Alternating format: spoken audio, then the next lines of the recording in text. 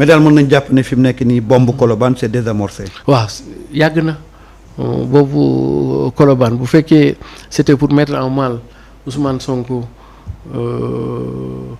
et le peuple combattant de Colobane disons-le comme ça boobu moom c'est peine perdue quoi. tey jii la waa Colobane gën a jàpp ci Ousmane gi. yéen a ngi ci seen site Sunugal 24 ba tey nekk ci seen émission Actu Show ànd ci ak suñu chroniqueur Siré Sy alors Siré. ñu ñëw ci la fameuse déclaration de politique générale. mu suscité beaucoup de polémique. daf ko war a def du ko def assemblée la ko war a defee assemblée ni mu mel waruñ ko faa def Siré coow lii yëpp. ci déclaration de politique générale lan moo ci laxasu. bon pour man su ma ko doon misaal.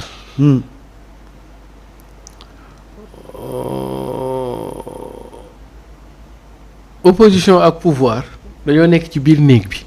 waaw ci biir néeg bi. askan bi nekk ci ëtt bi. ñu toog ba si yàgg rek. pouvoir bi kaata dompat opposition bi daal di dawee ci néeg bi génn ci ëtt bi opposition bi ñëw fekk ko ci ëtt bi dóor ko. diggante ñoom ak ñoom ñaar opposition bi dafa fayu.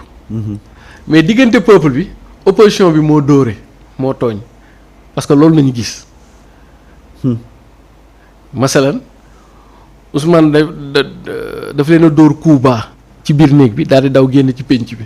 leen ñoppati kaata leen daw génn ci penc bi gars yi fekk ko fa nag dóor ko. léegi boo ko faram-fàccee gars yi li ñuy wax naan opposition bi moo dóore. ça veut dire que ñoom ils sont un peu tombés dans le piège de Ousmane. c'est-à-dire.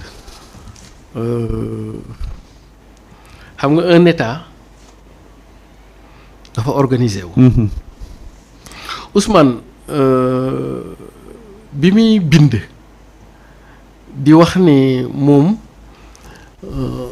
du dem assemblée nationale ak yooyu ci aju yooyu. mooy bi muy répondre Guy Marius Sagna. très bien fan la ko posté. déjà ci page am. très bien. kon waxul ak ñoom. non ñoom lay waxal sax mais il a fait exprès de ne pas utiliser le bon canal. pour yëngal leen. xam nga page Facebook du l'État. est-ce que comprendre nga. su ñu nekkee État bureau de l'Assemblée nationale ak président Assemblée nationale ñu dañoo waroon toog xaar ba Ousmane yónnee leen lettre officielle très bien avec le sceau. primature et cetera ñu doog koo tontu. foofu leen Ousmane amee mais Ousmane daa ñëw wax la muy wax def ko ci page kii bi. Ousmane Sonko l'officiel. tontu Guy Marius Sagna. mais Ousmane li muy tontu yëpp moo ko def exprès ñoom lay waxal ñoom it ñu tontu ko. foofu nañ duggee ci ndigg sarax bi. est-ce nga.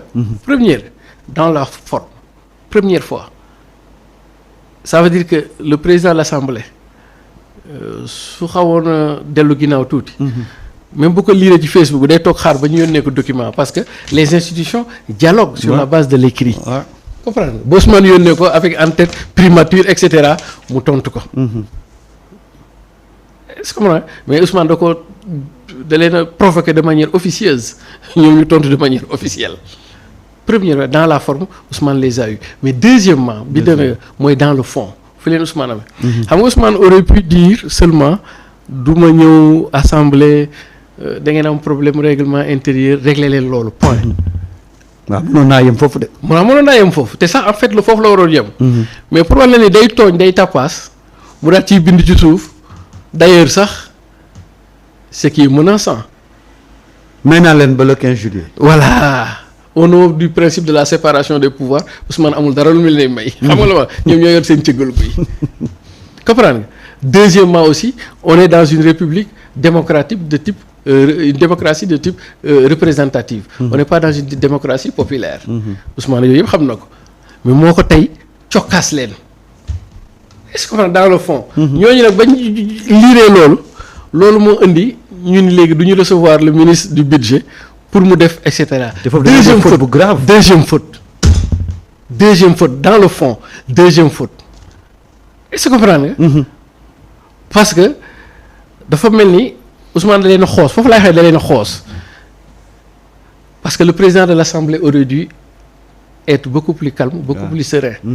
comprendre nga toog xaar ba ñu saisir ko officiellement mais mu bañ a dégg riir mi ci kii bi rek même bu fekkee riir bi sax ka ko wax mooy premier ministre moom mu nekk dans le cadre de l'État. tout à fait mais léegi dafa la permettre Ousmane da leen a coq ñoom ñu yureeku nag est-ce que comprendre léegi nag day leer que le bureau de l'Assemblée nationale nii la taxawee.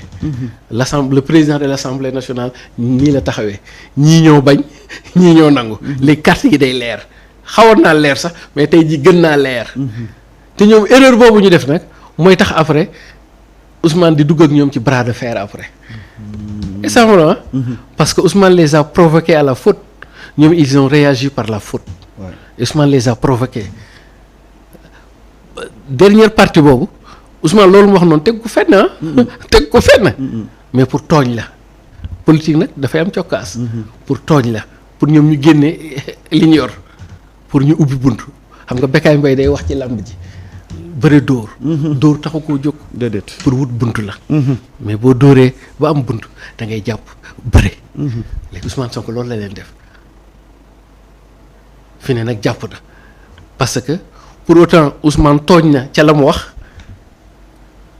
au nom du principe de la séparation des pouvoirs pour autant ñoom ton ñot bi nañu est-ce que fayu nañ ba mujj tooñaale ndax yoon mayu leen ñuy bañ a recevoir yooyu est-ce que comprendre nga léegi nag le bras de fer est ouvert or lan mooy problème bi léegi lan mooy problème bi wala lan mooy perspective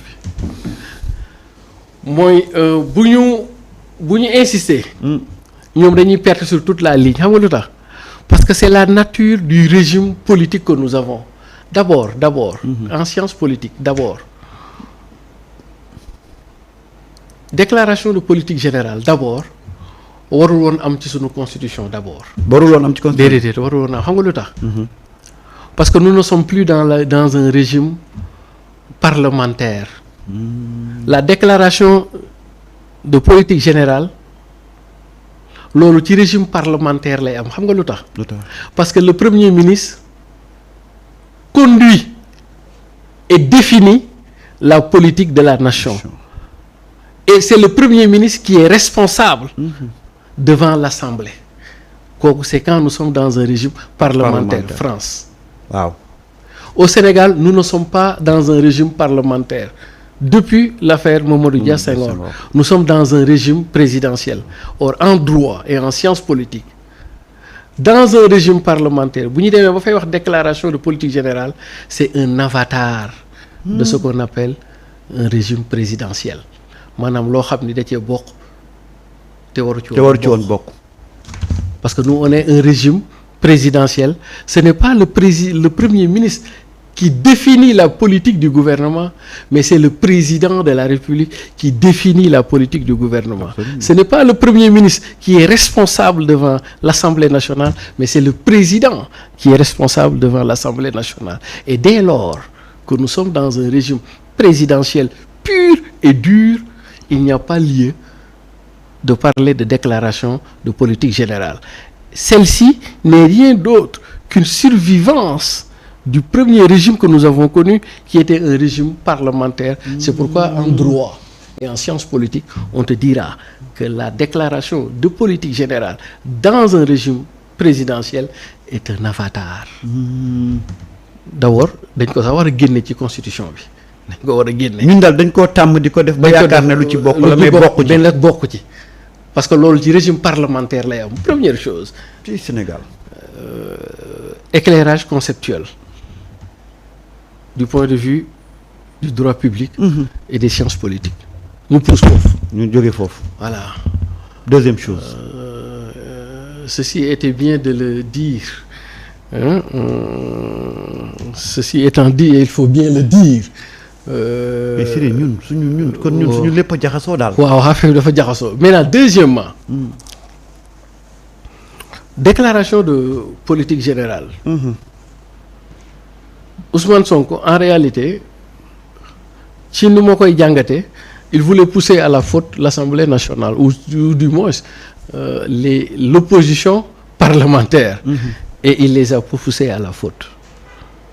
Comment? Parce que coxaas bi mu leen coxaas di leen naan damay def jury populaire ak ay may naa leen temps de fan ak yooyu. waaw may naa leen ba le 15 juillet. Très bien ñooñu tamit réagir de facto on entre dans une forme de duel. Or dans un régime présidentiel c'est quoi le fort de régime présidentiel? C'est quelles qu'en soient les situations ak nu mu mën a dem rek le président gouverne. C'est-à-dire que lu mu jaxasoo le président est toujours au-dessus de la mêlée. C'est-à-dire que moo yor cëggalu guyam. Est-ce que comprendre nga? Bu affaire yi naree jaxasoo moom day jël responsabilité ay responsabilités constitution may na ko mu jël sax cëru assemblée par ce qu'on appelle l'habilitation. Est-ce que comprendre nga? kon ci Ousmane ci loolu la leen bëgg a pousser. Très bien c'est-à-dire que Ousmane dafa leen bëggoon a pousser ci défiance léegi nag su leen pousser ci défiance l'exécutif day am possibilité bëreeg ñoom te xam ne bi su bëreeg ñoom quel que soit alpha moo leen di daane parce que constitution daf ko may ay mécanismes yu bare mécanismes yu bare yoo xam ni président de la République parce que on est dans un régime présidentiel at the end of the day la décision revient toujours au président de la République. kon yow bu mu la toppee da nga bëgg a wax ne lii bu dakkut président de la République mun naa jël décision xëy tas assemblée. Absolument et d'ailleurs sax ci li ma xalaat. Entre autres possibilités président sax mënoon na profité fii. nii à l'état actuel. À l'état actuel. nii mën na tas assemblée. Non pas nii bu xiiroo ak nu ngay wax mbiiloo mbaacoo amee. xiiroo ŋaayoo.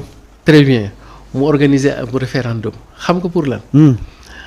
la ko naqari woon yëpp neex ko c'est-à-dire que réforme yu mu bëgg a def yëpp mu profito dëxëñ ko ci benn référendum comme ça d'une pierre moom it mu régler 2 coups xam nga fële dama ni la woon.